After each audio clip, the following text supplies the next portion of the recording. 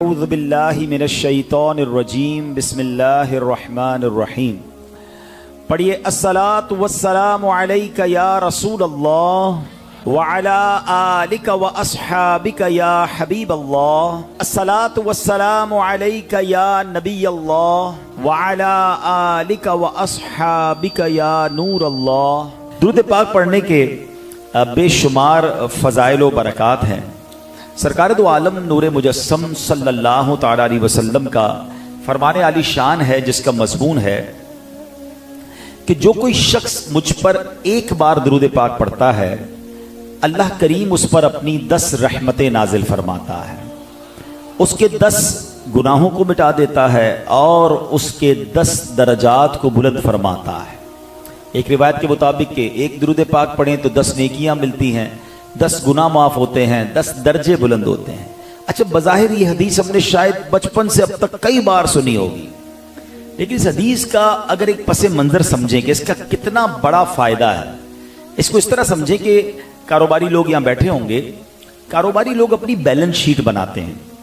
Balance sheet کس طرح بنتی ہے کہ میں نے کتنے پیسے لوگوں سے لینے ہیں، کتنے دینے ہیں اور میرے پاس اپنے کتنے ہیں. اس بیلنس شیٹ کے ذریعے انسان کو اپنی کیپٹل پتہ چل جاتا ہے، اپنا سرمایہ پتہ چل جاتا ہے کہ میں کہاں کھڑا ہوں. اسی پہ پھر زکوٰۃ بھی کیلکولیٹ بندہ کرتا ہے. مگر اگر کبھی کوئی بندہ اپنی بیلنس شیٹ بنائے اور اس کی بیلنس شیٹ آؤٹ ہو جائے کہ اس نے لوگوں سے لینے تو کم ہو دینے زیادہ ہوں، تو پھر ہم کیا کہتے ہیں، یار یہ تو بندہ فیل ہو گیا، برباد ہو گیا، بینکرپٹ ہو گیا. مگر دنیا میں کسی کی بیلنس شیٹ آؤٹ ہو جائے نا تو دیر از اے وے، دیر از اے سولوشن. کوئی نہ کوئی حل نکل سکتا ہے. کسی سے قرض لے لے، کوئی مدد کر دے تو بندے کی بیلنس شیٹ بیلنس ہو جاتی ہے. لیکن قیامت کے دن بھی ایک بیلنس شیٹ بنائی جائے گی، اور وہ بیلنس شیٹ قرآن کہتا ہے کیسے بنے گی. پتہ ہے وہاں اعمال تولے جائیں گے، پیسے نہیں تولے جائیں گے. آج میں اور آپ فروٹ لینے جاتے ہیں، سبزی لینے جاتے ہیں، تو سبزی والا کیا کرتا ہے کہ ایک بٹے میں، ایک ترازو کے پلڑے میں وزن رکھتا ہے، دوسرے میں ہمارا سامان رکھتا ہے اور اس سے وہ تولتا ہے. قیامت کے دن اعمال تولے جائیں گے. اور قرآن کیا کہتا ہے سورہ قاریعہ میں، فَأَمَّا مَنْ ثَقُلَتْ مَوَازِينُهُ فَهُوَ فِي عِيشَةٍ رَاضِيَةٍ.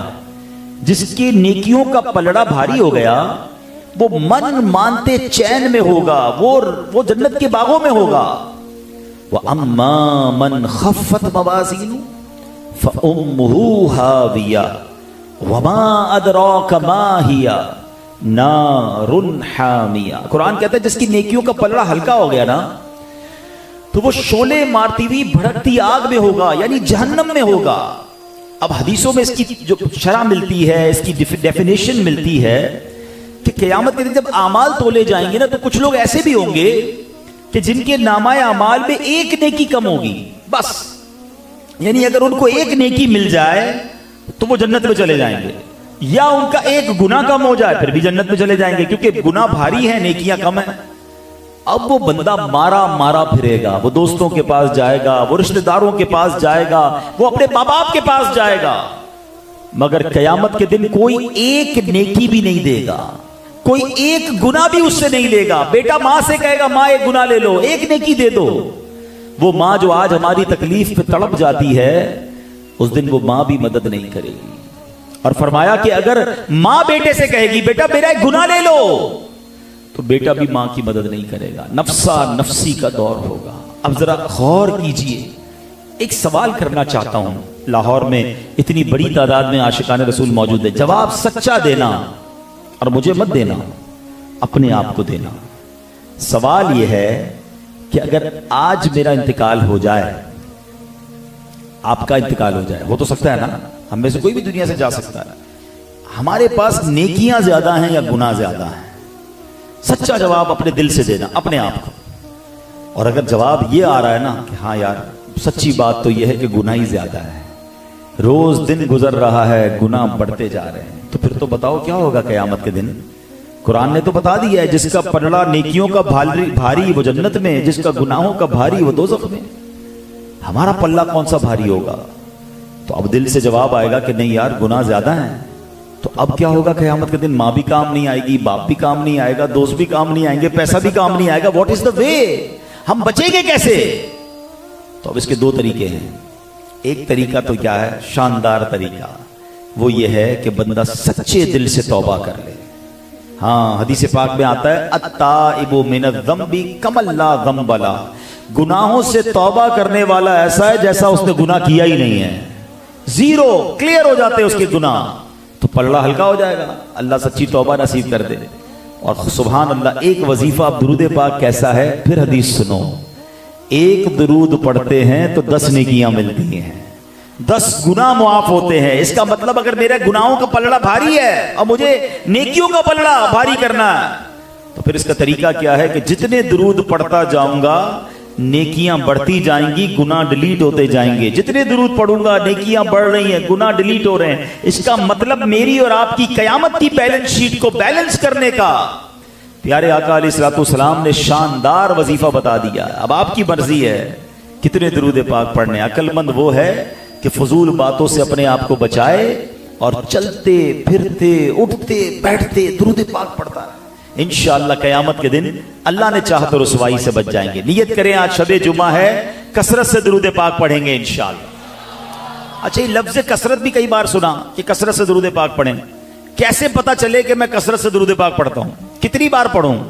تو علماء کہتے ہیں جو کم از کم 313 مرتبہ درود پاک روزانہ پڑھ لیا کرے وہ کثرت سے درود پاک پڑھنے والوں میں شامل ہو جاتا ہے۔ تو نیت کریں انشاءاللہ کم از کم۔ ہمارے دعوت اسلامی کے مدنی ماحول میں، نیک ماحول میں ایک بڑا پیارا بکلیٹ نیک اعمال کا دیا جاتا ہے، اس میں باقاعدہ اس میں سوال بھی ہے کہ کیا آپ نے آج 313 بار درود پاک پڑھ لی ہے؟ تو اسی لیے ہے کہ چلیں، اچھا 313 کا عدد ویسے ہی بڑا پیارا ہے، کس کو پتا ہے کون تھے 313؟ بدر والے تھے، اصحاب بدر تھے۔ آئے ہائے، بدر والوں کی نسبت بھی مل جائے گی۔ تو یہ تو کم از کم ہے نا، زیادہ پڑھیں، 1000 بار پڑھیں، 1200 بار پڑھیں، 2000 بار پڑھیں، جتنا اللہ توفیق دے۔ تو نیت کریں انشاءاللہ روزانہ کثرت کے ساتھ درود پاک پڑھیں گے۔ ایک بار محبت کے ساتھ باآواز بلند درود پاک پڑھ لیں، صلو علی الحبیب صلی اللہ تعالی علی محمد صلی اللہ علیہ وسلم۔ حضرت ابو امامہ باہلی رضی اللہ تعالیٰ عنہ صحابی رسول ہیں۔ آپ فرماتے ایک مرتبہ پیارے آقا مکی مدنی مصطفیٰ صلی اللہ تعالیٰ علیہ وسلم 2 قبروں کے پاس تشریف لائے اور فرمایا کہ یہاں فلاں فلاں دفن ہیں۔ صحابہ اکرام علیہ رضوان نے عرض کیا جی ہاں یا رسول اللہ صلی اللہ تعالیٰ علیہ وسلم۔ فرمایا اب فلاں کو بٹھایا گیا اور اسے مارا جا رہا ہے، اس ذات کی قسم جس کے قبضے میں میری جان ہے، بے شک اسے ایسی ضرب لگائی گئی کہ اس کا ہر جوڑ ٹوٹ گیا ہے، بے شک اس کی قبر آگ سے بھر گئی ہے۔ صحابہ کرام نے عرض کی یا رسول اللہ صلی اللہ تعالی علیہ وسلم ان کا جرم کیا ہے؟ فرمایا ان میں ایک وہ ہے جو پیشاب کے چھینٹوں سے نہیں بچتا تھا، اور دوسرا وہ ہے جو لوگوں کا گوشت کھاتا تھا یعنی غیبت کرتا تھا۔ اے میرے پیارے اسلامی بھائیوں ذرا غور کیجئے، اس ایک حدیث میں ہمارے لیے کتنا سبق ہے۔ سبق کی طرف بھی آتے ہیں۔ پہلے نبی پاک کی مبارک نظر کا کمال دیکھیے۔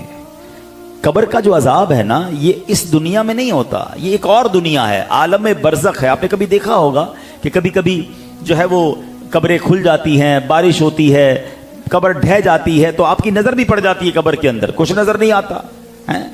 تو اس کا کیا مطلب ہے؟ حالانکہ حدیث پاک ہے قبر 2 طرح کی ہوتی ہے، یا تو جنت کا باغ ہوتی ہے یا دوزخ کا گھڑا۔ تو یا تو کسی کی قبر جنت کا باغ ہوگی یا دوزخ کا گھڑا، ہمیں نظر کیوں نہیں آتا؟ تو ایکچولی یہ دنیا کے اندر نہیں ہو رہا ہوتا معاملہ، یہ عالم برزخ ہے، اور عالم برزخ کے واقعات ہر آنکھ نہیں دیکھ سکتی، مگر نگاہ مصطفیٰ کا عالم دیکھیں کہ نبی پاک منو مٹی تلے قبر میں کیا ہو رہا ہے، کون دفن ہے، اور عالم برزخ میں ان کے اوپر کون سا عذاب ہو رہا ہے، میرے آقا وہ بھی ملاحظہ فرما رہے ہیں۔ نگاہ مصطفیٰ کی رینج کیا ہے، کہاں کہاں تک پہنچتی ہے۔ بریلی کے تاجدار کہتے ہیں نا، سر عرش پر ہے تیری گزر، دل فرش پر ہے تیری نظر۔ آقا آپ کی گزر کہاں ہے؟ آپ عرش تک تشریف لے جاتے ہیں، اس سے بھی آگے، اور جب نظر فرماتے ہیں تو دل کے خیالات بھی آپ جان لیتے ہیں۔ سر عرش پر ہے تیری گزر، دل فرش پر ہے تیری نظر، ملکوت و ملک میں کوئی شے نہیں وہ جو تجھ پہ آیا نہیں۔ سبحان اللہ۔ تو نبی پاک کی نگاہ کا کمال۔ اچھا اب آتے ہیں یہ دو گناہ کیسے ہیں۔ پہلے سے ایک اور بات بھی سیکھنے کو ملی کہ قبر کا جو عذاب ہے یہ حق ہے۔ قبر میں کچھ لوگوں کو عذاب ہوگا، یہ حق ہے، کیونکہ قرآن کریم فرقان حمید میں ارشاد ہوتا ہے مما خطیئاتہم اغرقوا مما خطیئاتہم اغرقوا فادخلوا نارا۔ آسان ترجمہ قرآن کنز العرفان، وہ اپنی خطاؤں کی وجہ سے ڈبو دیے گئے پھر آگ میں داخل کیے گئے۔ اس آیت کی تفسیر میں علماء نے لکھا کہ اس آگ سے مراد برزخ کی آگ یعنی قبر کا عذاب ہے، یعنی ان کو گناہوں اور نافرمانیوں کے سبب قبر کے اندر آگ میں جھونکا گیا۔ اب برزخ کیا ہے؟ مفتی احمد یار خان نعیمی رحمت اللہ تعالی لکھتے ہیں قبر سے مراد عالم میں برزخ ہے جس کی ابتدا ہر شخص کی موت سے ہے اور انتہا قیامت پر، لہذا جو مردہ دفن نہ ہوا بلکہ جلا دیا گیا، ڈبو دیا گیا یا اسے شیر کھا گیا، اسے بھی قبر کا حساب و عذاب ہے۔ یعنی ایسا نہیں کسی کو قبر ملی ہی نہیں ہے، کوئی پانی کے اندر ڈوب کر مر گیا اس کی لاش ہی نہیں ملی، کسی کو درندے نے کھا لیا، کسی کے اللہ نہ کرے آگ میں جل کر وہ راکھ ہو گیا، تو ایسا نہیں کہ عذاب و جزا والا معاملہ نہیں ہوگا۔ وہی جگہ اس کے لیے سمجھ لے قبر ہے، وہی فضائیں یا وہ جگہ اس کے لیے قبر ہے۔ جناب اگر اللہ نہ کرے رب ناراض ہوا تو وہاں اسے عذاب دیا جائے گا، اور اگر اللہ راضی ہے تو وہ اس کے لیے جنت کا باغ بھی بنے گی۔ حضرت زید بن ثابت رضی اللہ تعالیٰ بیان کرتے ہیں پیارے آقا میٹھے میٹھے مصطفیٰ صلی اللہ تعالیٰ علیہ وسلم ایک مرتبہ خچر پر سوار ہو کر ایک باغ میں تشریف لے گئے۔ اچانک خچر گھبرایا اور اس اچھل کود کرنے لگا، تو دیکھا گیا تو وہاں 4-5 قبریں تھیں۔ پیارے آقا علیہ السلام نے پوچھا قبر والوں کو کوئی پہچانتا ہے یہ کن کی قبریں؟ تو عرض کی گئی یا رسول اللہ میں پہچانتا ہوں۔ ایک شخص نے کہا، فرمایا یہ کب مرے؟ عرض کیا حضور شرک و کفر کی حالت میں مرے تھے۔ اس پر نبی پاک علیہ السلام نے فرمایا بے شک یہ امت اپنی قبروں میں آزمائی جائے گی، اگر یہ خوف نہ ہوتا کہ تم مردے دفنانا چھوڑ دو گے تو میں اللہ پاک سے دعا کرتا کہ یہ جو عذاب قبر میں سن رہا ہوں وہ تمہیں بھی سنا دے۔ نبی پاک وہ عذاب کی آوازیں بھی سن رہے تھے۔ ہم اللہ سے دعا کرتے ہیں رب کریم ہمیں قبر کے عذاب سے محفوظ فرمائے۔ قبر میں گر نہ محمد کے نظارے ہوں گے، قبر میں گر نہ محمد کے نظارے ہوں گے، حشر تک کیسے میں پھر تنہا رہوں گا یا رب، ڈنک مچھر کا بھی مجھ سے تو سہا جاتا نہیں، قبر میں بچھو کے ڈنک آہ کیسے سہوں گا یا رب، گر کفن پھاڑ کے سانپوں نے جمایا قبضہ، ہائے بربادی کہاں جا کے چھپوں گا یا رب۔ قبر حقیقت ہے، عذاب قبر بھی حقیقت ہے، اس سے بچ کوئی نہیں سکتا۔ اگر اللہ ناراض ہوا تو بندہ کہے اب مجھے بتائیں نا، ہم 60-70 سال اس دنیا میں رہتے ہیں، کتنا خیال ہے کہ گھر اچھا ہو، چھوٹا گھر ہے تو بڑا ہو جائے، ایسٹ اوپن ہے تو ویسٹ اوپن ہو جائے، گھر ہوادار ہو، بستر نرم ہو۔ اچھا جناب گرمیوں کے دن آ گئے تو لائٹ جاتی ہے تو یو پی ایس لگاتے ہیں، یو پی ایس نہیں تو جنریٹر لگاتے ہیں، کچھ نہ کچھ ایسا انتظام لوگ کرتے ہیں، پنکھوں سے نہیں جی بھرتا اے سی لگاتے ہیں۔ اس دنیا کی قبر، اس دنیا کا گھر ہوادار اور آرام دہ ہو اس کی تو فکر ہے، جہاں 60-70 سال بھی مشکل سے رہنا ہے، جس قبر میں قیامت تک رہنا ہے، کبھی سوچا وہ ہوادار ہوگی کہ نہیں ہے؟ وہاں مجھے سکون ملے گا کہ نہیں؟ وہاں گرمی تو نہیں لگے گی؟ کبھی سوچیں کہ میں اور آپ اگر یہاں اجتماع میں کوئی سانپ آ جائے، اللہ نہ کرے کوئی بچھو آ جائے، کوئی چوہا ہی آ جائے، لوگ اٹھ کے بھاگنا شروع کر دیتے ہیں۔ ہم بھاگ تو سکتے ہیں نا، اوپر کوئی کیڑا گر جائے تو ہٹا سکتے ہیں، مردے کے جسم پر جب سانپ اور بچھو آئیں گے تو وہ ہٹا بھی نہیں سکے گا۔ کبھی سوچا کہ اگر قبر کے اندر سانپ اور بچھو آ گئے تو میرا کیا بنے گا؟ دنیا کے گھر کی فکر کرنے والوں قبر کی فکر کب کرو گے؟ وہاں کی تیاری کب کریں گے؟ بلکہ میں تو کہا کرتا ہوں جب میں مالدار لوگوں میں بیانات کا موقع ملتا تو میں انہیں سمجھاتا ہوں، خود بھی اللہ کرے سمجھ جاؤں، کہ جس کو نرم بستر کے بغیر نیند نہیں آتی، ایئر کنڈیشن کے بغیر مزہ نہیں آتا ہے، اگر اس کی قبر میں سانپ اور بچھو آ گئے تو وہ کہاں جائے گا؟ کبھی سوچیں، ارے تف ہے ایسے اچھے گھر پر کہ دنیا میں تو بہت اچھا گھر ہے مگر جس قبر میں جانا ہے وہ سانپ بچھو انتظار کر رہے ہیں۔ مزہ تو یہ ہے کہ دنیا میں اگر اللہ نے بڑا آرام دیا ہے نا تو آخرت کے آرام کی بھی تیاری کر لوں. قبر بھی نرم ہو, قبر کا بستر بھی اچھا ہو. ہاں روایتوں میں مضمون ملتا ہے جس سے اللہ راضی ہوگا نا اسے جنتی بچھونا عطا کر دیا جائے گا. آپ کہتے ہیں نا اچھا گھر ہو ذرا ہوا آنی چاہیے, کھڑکی کھولوں تو ہوا ہے. آپ کو پتا ہے جو اللہ جن سے راضی ہوگا ان کی قبر میں جنت کی کھڑکی کھول دی جائے گی. بندہ کہتا ہے ذرا گھر بڑا ہونا چاہیے یار, 2-4 کنال 10 کنال پہ گھر ہونا چاہیے. آپ کو پتا ہے جس سے رب راضی ہوگا اس کی قبر کتنی بڑی ہوگی, کتنا بڑا پلاٹ ملے گا اسے. فرمایا تا حد نگاہ. تا حد نگاہ سمجھتے ہیں؟ کبھی کھلے میدان میں کھڑے ہو جائیں تو نگاہ کہاں تک پہنچ جاتی ہے بندے کی, پتہ نہیں کتنے کلومیٹر, 20-25-50 کلومیٹر تک بعض اوقات تو نگاہیں دیکھ رہی ہوتی ہیں. فرمایا جدھر تک تمہاری نگاہ جائے گی قبر اتنی بڑی کر دی جائے گی. جنت کی خوشبوئیں ہوں گی, جنت کی نعمتیں ہوں گی, مگر کس کے لیے؟ جس سے رب راضی ہوا. اور جس نے اللہ کو ناراض کیا اس کی قبر کیسی ہوگی؟ اس کی قبر میں جہنم کی کھڑکی کھل جائے گی. کفن جو ہے وہ جہنمی کفن بنا دیا جائے گا. قبر بڑی نہیں ہوگی بلکہ اتنی تنگ ہو جائے گی کہ نبی پاک علیہ الصلوۃ والسلام نے ایک بار صحابہ کرام کے سامنے اپنی انگلیاں ملا کر فرمایا کہ بے نمازی, رب ناراض ہوا نا تو بے نمازی کو قبر ایسے دبائے گی. پیارے آقا نے یوں ہاتھ کر کے سمجھایا کہ اس کی پسلیاں جو ہیں وہ ایک دوسرے میں پیوست ہو جائیں گی, یعنی قبر اس کا چورا کر کے رکھ دے گی. اس میں آگ بھڑکا دی جائے گی, اس میں سانپ اور بچھو آ جائیں گے. ذرا سوچے تو صحیح, کیسے برداشت کر سکیں گے؟ ادھر 50-60 سال رہنا ہے, دن رات ٹینشن ہے اس گھر کی, اس دنیا کی. قبر کے بارے میں کیوں نہیں سوچتے؟ اچھا قبر میں کبھی بھی جا سکتے ہیں نا, ایسا تو نہیں ہے کہ ہمیں کوئی میسج آئے گا, کوئی الارم بجے گا. آج کل موبائل کمپنیاں میسج کرتی ہیں نا آپ کا ڈیٹا ختم ہونے والا ہے, ذرا پیسے ڈلوا لیں ورنہ آپ کا 80% تو یوز ہو گیا ہے, آج 90% یوز ہو گیا ہے, کل بند ہو جائے گا. بندہ کہتا ہے ذرا جلدی سے تھوڑے پیسے ڈلواؤ ورنہ موبائل بند ہو جائے گا, ڈیٹا بند ہو جائے گا. زندگی کا کوئی میسج نہیں آئے گا کہ جناب 90% یوز ہو گئی ہے, 10% رہ گئی ہے, توبہ کر لیں. اب 3 دن رہ گئے حضرت قبر میں جانے کے لیے, اب توبہ کر لیں. آج آخری دن ہے, آج رات آپ نے قبر میں گزارنی ہے, آج تو توبہ کر لو. کسی کو پتہ بھی نہیں ہوتا ہے, صبح گھر سے نکلتا ہے, رات جنازہ آتا ہے. کیوں احساس نہیں ہوتا؟ کیوں تیاری نہیں کرتے؟ تیاری کا ایکسٹرا موقع نہیں ملے گا. ٹرائی ٹو انڈرسٹینڈ, میری بات سمجھیے. مجھے آج تیاری کرنی ہوگی اور ابھی سے کرنی ہوگی. ایسا نہیں ہوگا کہ مجھے کوئی ایکسٹرا ٹائم ملے گا کہ جناب اب زندگی گزار لی, ہن مرن دی تیاری کرو, ہن قبر دی تیاری کرو. ایسا نہیں ہونا. اسی لائف میں مجھے تیار رہنا ہے. عقل مند پتہ ہے کون ہے؟ جو روز مرنے کے لیے تیار ہو. ہاں آج بھی تیار ہوں کہ قبر میں جاؤں گا تو الحمدللہ میری قبر جو ہے وہ انشاءاللہ جنت کے باغوں میں سے باغ بنے گی. ایسی زندگی گزارنی ہے کہ قبر میں جاؤں گا, میرے آقا کا جب دیدار ہوگا تو رسول خدا علیہ الصلوۃ والسلام مجھ سے راضی ہو کر ملیں گے, ناراض نہیں ہوں گے. کیونکہ چہرہ سنتوں والا ہے, لباس سنتوں والا ہے, کردار سنتوں والا ہے. ارے زندگی سنتوں کی خدمت میں گزاری ہے. مجھے تو انتظار ہے کہ قبر میں جاؤں اور نبی پاک کا دیدار کرنا ہے. ڈرے وہ جس کو قبر میں کیڑے پڑنے ہیں نا. خود سوچے میری لائف کیسی گزر رہی ہے. اگر یہ زندگی کا یہ انداز ہو کہ میں تو قبر میں جاؤں, انتظار ہی موت کا اس لیے کر رہا ہوں. جان دے دو وعدہ دیدار پر, اعلیٰ حضرت کہتے ہیں نا, جان دے دو وعدہ دیدار پر, نقد اپنا دام ہو ہی جائے گا. آقا کا دیدار ہونا ہے تو پھر جان بھی قربان ہے نا. مگر دیدار کے وقت نبی پاک راضی بھی ہوں گے کہ نہیں؟ کیسی زندگی گزار کے آیا ہے یہ سوچئے. عاشق رسول تو قبر میں جائے گا تو کیا کہتے ہیں شاعر؟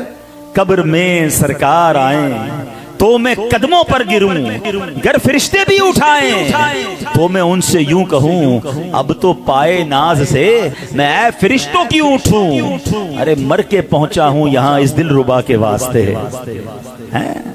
قبر میں تشریف لائیں گے مصطفیٰ, عادت بنا رہا ہوں درود و سلام کی. عاشق رسول تو اس طرح لائف گزارتا ہے, مگر صرف نعروں سے نہیں. یہ نعرے بڑے اچھے لگ رہے ہیں, اشعار بھی بڑے اچھے لگ رہے ہیں, مگر یہی عاشق رسول جب اس کے سامنے حرام پیسہ آتا ہے تو پھر اسے کہاں عشق رسول یاد رہتا ہے. ارے یار کر لو, ساری مارکیٹ تو کر رہی ہے, سبھی تو جھوٹ بول رہے ہیں, میں بھی جھوٹ بول لوں گا تو کیا ہو جائے گا. پیسہ بڑا آ رہا ہے جناب, سود کا ہے لیکن ہے بڑی اماؤنٹ, تو پھر کیسے نبی پاک کو منہ دکھاؤ گے؟ دھوکہ دے کر جو کاروبار کرتے ہیں, آقا علیہ الصلوۃ والسلام فرماتے من غش فلیس منا, جو دھوکہ دے وہ ہم میں سے نہیں. ایک بار نبی پاک علیہ الصلوۃ والسلام ایک غلے والے کے پاس سے گزرے, سبزی والا یا غلہ جو بیچتے نا, تو نبی پاک علیہ الصلوۃ والسلام نے اس کے غلے میں ہاتھ ڈالا، غلے کے ڈھیر میں اپنا ہاتھ مبارک ڈالا، وہ اندر سے گیلا تھا۔ نبی پاک نے فرمایا گیلا کیوں ہے؟ کہا حضور بارش ہوئی تھی۔ فرمایا بارش ہوئی تھی تو یہ گیلے والے کو اوپر کیوں نہیں رکھا؟ چھپا کے گیلے والا نیچے، سوکھے والا اوپر، تاکہ لینے والے کو پتہ نہ چلے کہ یہ وزن بڑھا دیا پانی ڈال کے۔ اور پھر نبی پاک نے یہ الفاظ ارشاد فرمائے من غش فلیس منا، جو دھوکہ دے وہ ہم میں سے نہیں۔ ادھر تو طرح طرح کی جھوٹی اسکیمیں لگا کر، لوگوں کو دھوکے دے کر، قسمیں کھا کر، حضرت 100% پکا، خدا کی قسم میری خرید اتنے کی ہے، یہ میڈ ان فلاں ہے، یہ میڈ ان فلاں ہے، آپ فکر ہی نہ کریں۔ دھوکے دے دے کر کاروبار کر رہے ہیں، دھوکے دے دے کر لوگوں کی زمینیں قبضے کر رہے ہیں، اپنا پلاٹ بیچنے کے لیے، اپنا مال بیچنے کے لیے، اتنی چرب زبانی، اتنے وعدے، اور بندہ بعد میں سر پکڑ کر بیٹھا رہے کہ مجھے تو کیا کہا تھا اور بعد میں نکلا کیا۔ ارے تھوڑے پیسے کما لو گے یار، اس کے بعد نبی پاک کو منہ کیا دکھاؤ گے؟ آقا نے تو فرمایا وہ بندہ ہی ہمارے اندر نہیں ہے، من غش فلیس منا، ہمارا تعلق ہی کوئی نہیں ہے۔ اگر قبر میں نبی پاک آئے اور چہرہ ہی مبارک موڑ لیا تو میں جاؤں گا کدھر؟ کبھی سوچا؟ خدارا زندگی ایسے گزارو کہ میں قبر میں جاؤں، اور آج بھی جا سکتا ہوں، ٹائم نہیں ملے گا۔ آگاہ اپنی موت سے کوئی بشر نہیں، آگاہ اپنی موت سے کوئی بشر نہیں، سامان 100 برس کا ہے، پل کی خبر نہیں، کل کی نہیں، پل کی بھی خبر نہیں ہے۔ ہاں کوئی ہے یہاں پر سوڈی وال میں بیٹھا ہوا جو مجھے گارنٹی دے کہ میں صبح تک زندہ رہوں گا؟ Is there anybody here to have guarantee؟ صبح تک کی بھی گارنٹی ہمارے پاس نہیں ہے، اور پلاننگ 10 سال کی کر کے بیٹھے ہیں کہ ابھی 5 سال بعد یہ کرنا ہے، پھر یہ کرنے کے بعد یہ کرنا ہے، ابھی تو 1 دکان، پھر 2 دکان، پھر 1 گھر تو 2 گھر، پھر فیکٹری۔ یہ ساری پلاننگ ہے۔ مرنے کی پلاننگ ہے، قبر کی پلاننگ ہے، کوئی صدقہ جاریہ والا کام کیا؟ آج جاتے ہیں نا قبرستان میں، کتنی قبریں ٹوٹ گئی ہیں، مخدوش، کیوں؟ کوئی پوچھنے ہی نہیں آتا، کوئی فاتحہ پڑھنے نہیں آتا، اور پھر گورکن بھی انتظار میں رہتے ہیں، 2-4 سال بعد پتہ چل جاتا ہے کوئی بھی نہیں آ رہا، قبر خالی کرو، دوسرا مردہ دفناؤ۔ یہ ہے دنیا، ہمیں بھول جائے گی دنیا۔ یہ جو لوگ کہتے ہیں نا یار میں بڑا اہم ہوں، ایک قبر پر ایک تختی لگی ہوئی تھی، میں بڑا اہم تھا، یہی میرا وہم تھا۔ دنیا رکتی نہیں ہے، میں نہیں تھا جب بھی دنیا چل رہی تھی، میں ہوں جب بھی دنیا چل رہی ہے، میں نہیں ہوں گا جب بھی دنیا چل رہی ہوگی۔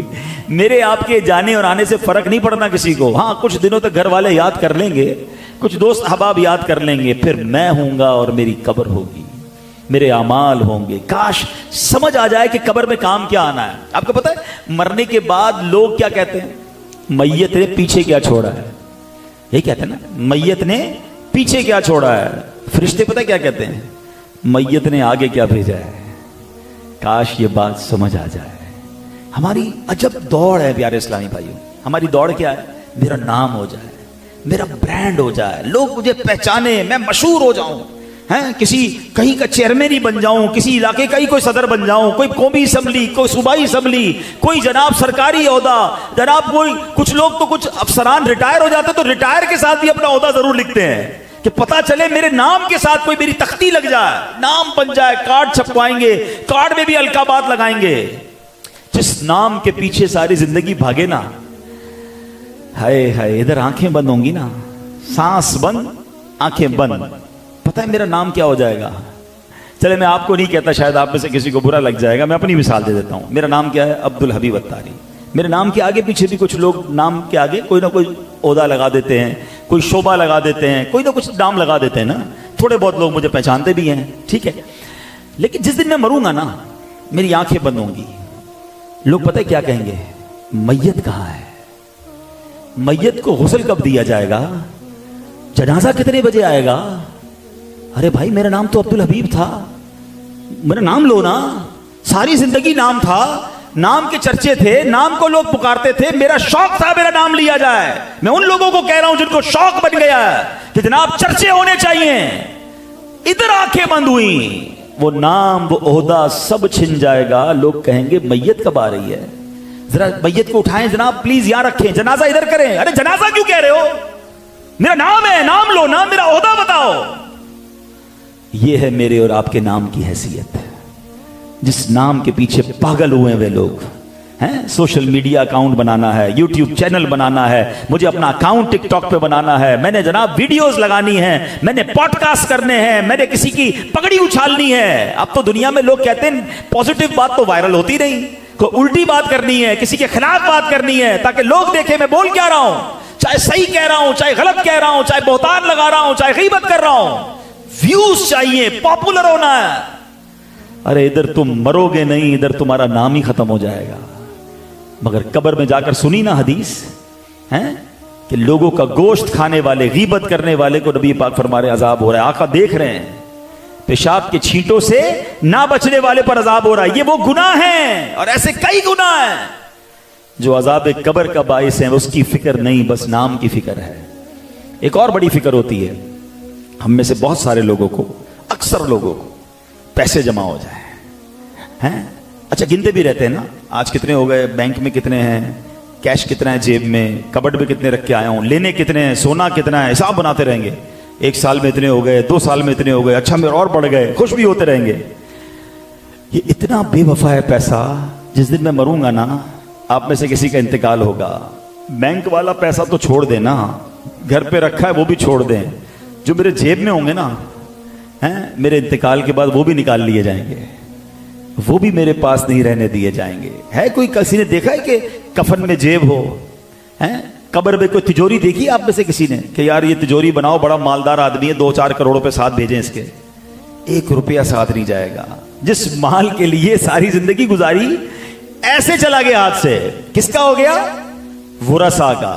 اچھا وارثوں کا ہو گیا, ٹھیک ہے جناب.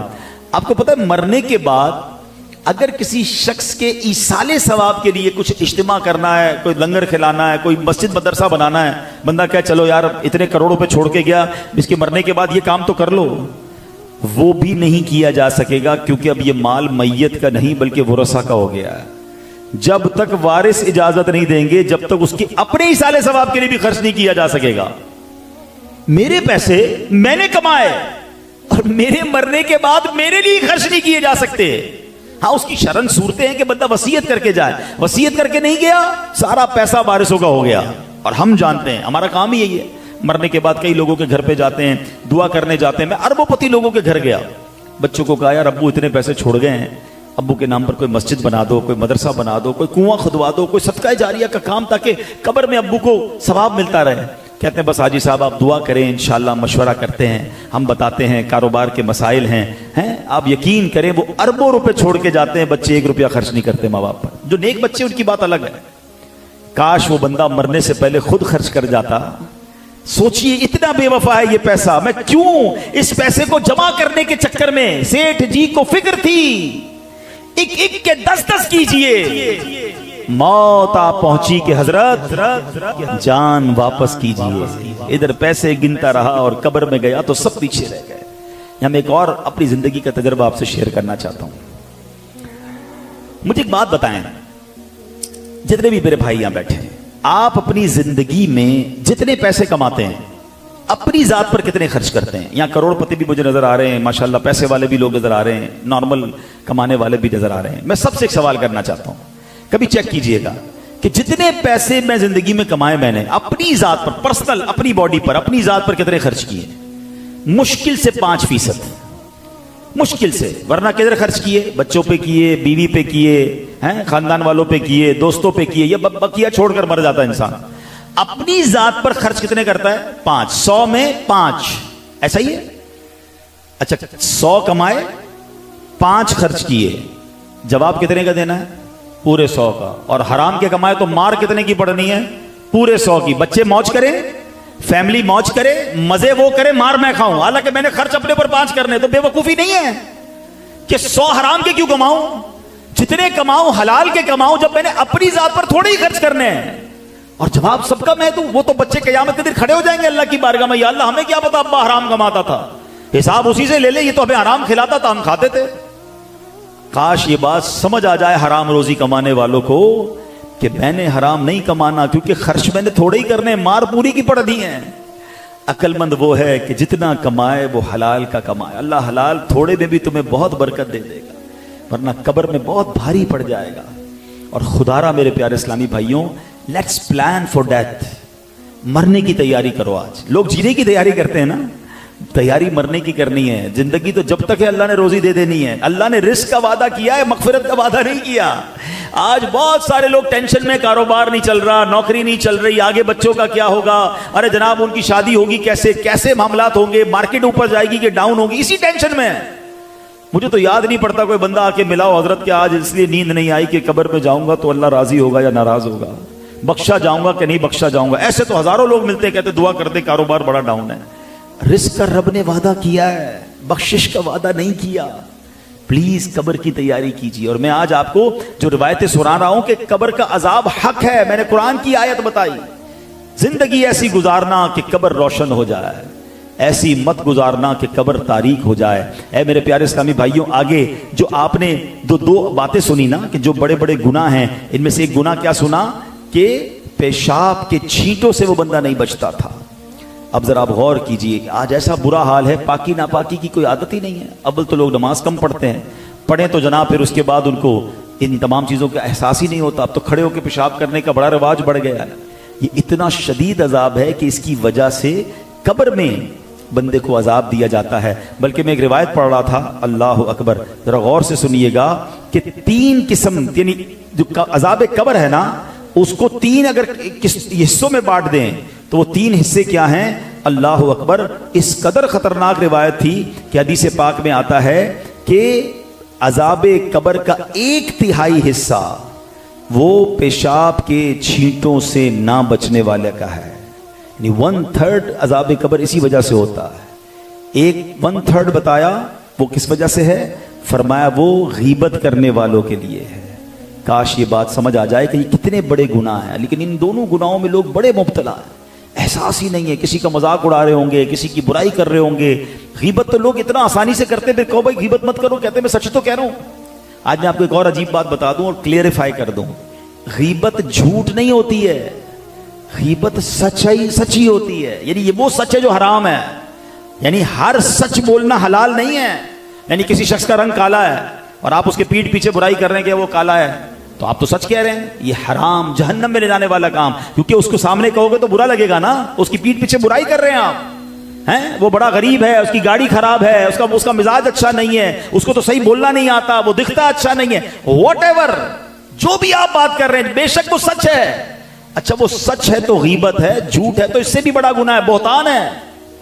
مگر نہ غیبت سے بچنے کا کسی کو خیال ہے, نہ جناب پاکی ناپاکی کا خیال ہے. حالانکہ ہمارا مذہب, ہمارا دین کس قدر میرے پیارے اسلامی بھائیوں ہمیں صفائی ستھرائی اور نظافت کا درس دیتا ہے. کاش یہ بات سمجھ آ جائے کہ ہم پاکیزگی کی طرف آئیں. یاد رکھیے اللہ پاک ہے, پاکی پسند فرماتا ہے, ستھرا ہے, ستھرا پن پسند کرتا ہے. ایک حدیث شریف میں ارشاد ہوا الطہور شطر الایمان, یعنی پاکیزگی آدھا ایمان ہے. ایک حدیث پاک میں ہے النظافۃ تدعو الی الایمان, پاکیزگی ایمان کی طرف بلاتی ہے. نور کے پیکر تمام نبیوں کے سرور صلی اللہ تعالی علیہ وسلم کا فرمان نظافت نشان ہے. بنی الدین علی النظافہ, یعنی دین کی بنیاد طہارت پر ہے. اللہ اکبر. جتنی طہارت, جتنی صفائی, جتنی برکتیں اسلام ہمیں صفائی کے بارے میں بتاتا ہے وہ کوئی اور دین نہیں بتاتا. اب یہاں میں ایک اور بات بھی کرتا چلوں. ینگسٹر بیٹھے ہیں جناب, لوگ بڑی باتیں کرتے ہیں کہ فلاں ملک میں جاؤ بڑی صفائی ہے, فلاں ملک میں جاؤ کتنا کلین ہے, وہاں جناب گندگی نہیں ہوتی ہے. اللہ اکبر. دوسرے لوگوں کی باتیں دیکھ کر انسپائر ہونے والوں, متاثر ہونے والوں, یہ ہمارے دین میں موجود ہے. ہمارے نبی پاک علیہ الصلوۃ والسلام سے زیادہ صفائی پر کس نے کلام کیا ہے؟ ارے آج بھی وہ قومیں جو پرفیوم میں مہکی نظر آتی ہیں, ارے آج بھی وہ پاک نہیں ہوتے ہیں. آج بھی ان کے بہت سارے معاملات ایسے ہیں جیسے گندگی والے معاملات ہیں. مگر اسلام تو اوپر سے لے کر نیچے تک پاک و صاف ہمیں رکھتا ہے. ہمیں نظافت کا حکم دیا جا رہا ہے. صفائی نصف ایمان ہے. مگر کاش ہم اسلام کی تعلیمات کو پڑھتے تو پھر کسی اور قوم سے متاثر نہ ہوتے. آج بھی اگر ہم شریعت کے اصولوں پر عمل کر لیں تو سب سے زیادہ ترقی یافتہ اور سب سے زیادہ جس کو کہیں کہ قانون پسند اور صفائی پسند قوم, وہ اس مسلمان ہو سکتے ہیں. مگر مسئلہ یہ ہے درس قرآن اگر ہم نے نہ بھلایا ہوتا, درس قرآن اگر ہم نے نہ بھلایا ہوتا، یہ زمانہ نہ زمانے نے دکھایا ہوتا۔ ہم دوسروں کو دیکھ کر جناب انسپائر اور متاثر ہوتے ہیں، ہماری شریعت کو پڑھتے نہیں۔ یہ ساری باتیں ہماری شریعت میں موجود ہیں۔ میرے آقا تو کیسے ستھرے، میرے آقا کیسے صاف ہیں، بریلی کے تاجدار سے پوچھو، وہ آپ کہتے ہیں، فرماتے میل سے کس درجے ستھرا ہے وہ پتلا نور کا، میل سے کس درجے ستھرا ہے وہ پتلا نور کا، ہے گلے میں آج تک کورا ہی کرتا نور کا۔ میرے آقا کے دل اقدس کی صفائی کا عالم تو یہ ہے کہ اعلیٰ حضرت تو التجا کرتے ہیں کہ آقا تو جو چاہے تو ابھی میل میرے دل کے دھلیں۔ یا رسول اللہ آپ کی نگاہ پڑ جائے گی نا تو میرے دل کے میل بھی دھل جائیں گے، تو جو چاہے تو ابھی میل میرے دل کے دھلیں، کہ خدا دل نہیں کرتا کبھی میلا تیرا۔ تو اے میرے پیارے اسلامی بھائیوں، ہمیں نظافت کا انتظام کرنا ہے، پاکیزگی کا انتظام کرنا ہے، قبر ہماری جگمگا اٹھے ایسے کام کرنے ہیں اور حرام کاموں سے بچنا ہے۔ ایک اور بڑی غلطی جو ہمارے درمیان آج ہو رہی ہے، اس واقعے سے سیکھ لیجئے، پھر بیان کو اختتام کی طرف لیے چلتے ہیں۔ حضرت عمر بن شرحبیل رحمۃ اللہ تعالی فرماتے ہیں، ایک شخص کا انتقال ہوا، انتقال کے بعد لوگ اسے پرہیزگار سمجھتے تھے، مگر جب وہ قبر میں گیا تو فرشتوں نے اس سے کہا کہ ہم تجھے عذاب کے 100 کوڑے ماریں گے۔ وہ کہنے لگا مجھے کیوں مارو گے، میں تو پرہیزگار نہیں تھا۔ کہ چلو پھر 50 کوڑے ماریں گے۔ اس نے پھر ریکویسٹ کی، میری اتنی نیکیاں اتنے اعمال، کرتے کرتے وہ 1 کوڑے پر بات آ گئی، اور جب 1 کوڑا مارا نا وہ اتنا خطرناک تھا، پوری قبر میں آگ بھڑک اٹھی، مردہ جل کر راکھ ہو گیا۔ پھر دوبارہ اصلی حالت میں آیا تو اس نے پوچھا کہ مجھے 1 کوڑا بھی کیوں مارا گیا؟ فرمایا ایک دن تو نے بغیر وضو کیے نماز پڑھی تھی، اور ایک دن ایک مظلوم نے تجھ سے مدد مانگی تھی، مگر طاقت کے باوجود تو نے اس کی مدد نہیں کی تھی۔ اب یہ بھی معاملہ ہے، اول تو لوگ نماز نہیں پڑھتے، ان کا عذاب کیا ہوگا؟ یہ تو بغیر وضو نماز پڑھنے پر ہی عذاب ہے۔ اچھا بغیر وضو کچھ لوگ کہیں گے ہم تو وضو کرتے ہیں، مگر کیا وضو کرنا صحیح آتا ہے؟ وضو کے فرائض کتنے، وضو کے واجبات کتنے ہیں؟ کسی کی کونیاں سوکھی رہ جاتی ہیں، کسی کے چہرے کو بھی بس وہ پانی کے چھینٹے مار کے منہ دھو لیتے ہیں۔ عجیب عجیب انداز ہیں وضو کے، حالانکہ وضو میں 4 فرائض ہیں، اگر ایک فرض بھی پورا نہ کیا تو وضو ہی نہیں ہوگا، وضو نہ ہوا تو نماز ہی نہیں ہوگی۔ تو بے وضو نماز پڑھنے والے کا یہ عذاب ہے۔ تو خدا را میرے پیارے اسلامی بھائیوں، نماز تو پڑھنی ہے مگر صحیح طریقے سے پڑھنی ہے۔ ہمارے نگران شورا بڑی پیاری بات فرماتے بندے کے اندر 100 خامیاں ہیں، 100 کیسے درست کرو گے؟ ایسا کرو بندے کی نماز درست کر دو، نماز بندے کو درست کر دے گی۔ قرآن نے کہا نا ان الصلاۃ تنہا عن الفحشاء والمنکر، بے شک نماز بے حیائی اور بری باتوں سے روکتی ہے۔ آپ اپنی نماز ٹھیک کر لیں، نماز بندے کو ٹھیک کر دے گی۔ لیکن اب نماز ٹھیک کیسے ہو؟ اللہ سلامت رکھے دعوت اسلامی والوں کو، یہ پکڑ پکڑ کر کہتے ہیں بھائی ہمارے ساتھ مدنی قافلوں میں چلیں، بہت ساری باتیں سیکھیں گے، نماز بھی سیکھ لیں گے۔ نماز کورس، فیضان نماز کورس دعوت اسلامی والے کراتے ہیں، پہلے کبھی نہیں سنا تھا۔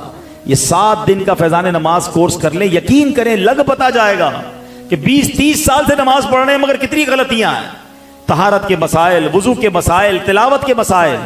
تو اے میرے پیارے اسلامی بھائیوں، خدا را اگر قبر روشن کرنی ہے نا تو نماز کو تھامنا ہے، اور نماز پراپر پڑھنی ہے، صحیح وضو کے ساتھ پڑھنی ہے۔ تو آئیے یہ بھی نیت کریں کہ انشاءاللہ دعوت اسلامی کے مدنی قافلوں میں سفر کر کے، فیضان نماز کورس میں شرکت کر کے انشاءاللہ اپنی نماز کو سیکھیں گے انشاءاللہ۔ اس پہ نہ شرمائیں۔ کئی لوگ آئے 40 سال سے نماز پڑھتے تھے، کہتے تھے ہمیں پتہ ہی نہیں تھا کہ نماز میں یہ بھی کرنا ہوتا ہے اور یہ نہیں کرنا ہوتا ہے۔ ایک سوال کروں، بتائیے نماز آپ نے کہاں سیکھی ہے؟ دنیا کے بہت سارے کام آپ نے سیکھے ہیں، نماز نہیں سیکھی ہے۔ نماز ہم نے دیکھ کر پڑھنا شروع کر دی، امی کو دیکھا، ابو کو دیکھا، جیسے وہ پڑھتے تھے ویسے پڑھی، مسجد میں آئے جیسے لوگ وضو کرتے تھے ویسے وضو کرنا شروع کر دیا۔ پراپر کہاں سیکھی ہے؟ تو آئیے سیکھ لیجئے، اس پہ شرمائے نہ، ایسا نہ ہو قبر میں جا کر پچھتانا پڑے، اس سے بہتر ہے ابھی سیکھ لیں۔ تو الحمدللہ دعوت اسلامی کے پیارے ماحول میں ہمیں نمازیں سکھائی جاتی ہیں، ہمیں درود پاک پڑھائے جاتے ہیں، ہماری تلاوت درست ہوتی ہے، اجتماعات میں آئیں، مدنی قافلوں میں سفر کریں، اور ایسے اعمال کروائے جاتے ہیں کہ جس میں ہمارے قبر روشن ہو جائے۔ ان اعمال سے بچانے کی کوشش کی جاتی ہے جو قبر میں آگ بھڑکانے کے معاملات بنے۔ تو اے میرے پیارے اسلامی بھائیوں، نیت کریں انشاءاللہ حرام روزی کے قریب بھی نہیں جائیں گے، انشاءاللہ حلال روزی کمائیں۔ اللہ پاک آپ سب کے رزق حلال میں برکتیں اور وسعتیں عطا فرمائے۔